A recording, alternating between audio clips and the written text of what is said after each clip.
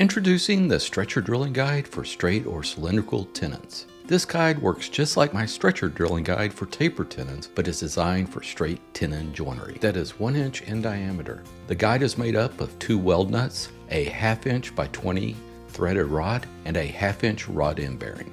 Combined with our 18-inch drill extension, it makes easy and accurate work of drilling stretcher mortises and chair legs.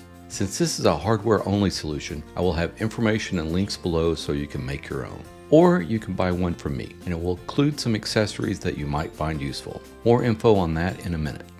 Here's how it works. Install the guide in the leg mortise with 1 weld nut threaded on it. The straight section of the nut fits into the mortise. After that, then set the height of the rod end bearing to match the height of the mortises for the leg the guide is installed in. Then the second weld nut is threaded from the underside, where the conical section of the nut fits into the other end of the mortise and secures the guide in the seat. Here I'm using a piece of 1/2 inch electrical conduit as a weld nut driver to speed things up. You then need to hand tighten it. The electrical conduit fits well into a 13 by 16 inch socket. With the opposing leg fitted into its seat mortise, you can then mark the height of the stretcher mortise. Use a center finder mounted on the drill extension to mark the center of the stretcher mortise. After that, install the drill bit in the extension and drill the mortise.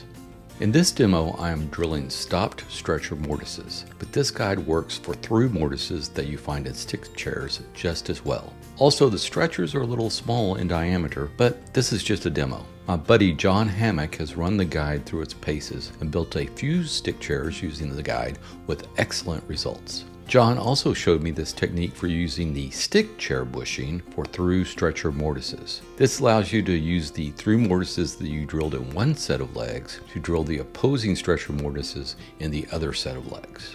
Now to drill an H stretcher undercarriage. I use a fixture that is clamped to the side of the seat that holds the guide in place. I call it the H fixture.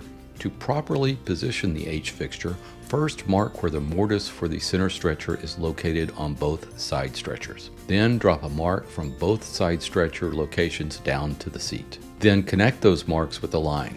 You can then clamp the H fixture to that line by using the straight part of the cutout in the H fixture. Then install the guide in the H fixture. Set the height of the rod end bearing to the height of the center stretcher mortise. Use a center finder mounted in the drill extension to mark the center of the stretcher mortise. I also use a small level to dial the height in. After that, install the bit in the extension and drill the mortise. Then just rinse and repeat for the other side. Drilling a box undercarriage is even simpler. Just repeat the operations used to drill the side stretchers for the front and back stretchers. Just make sure the side stretchers are mounted in the legs when you drill the mortises in the front and back legs. This ensures that the legs are in the proper orientation and everything will fit together nicely.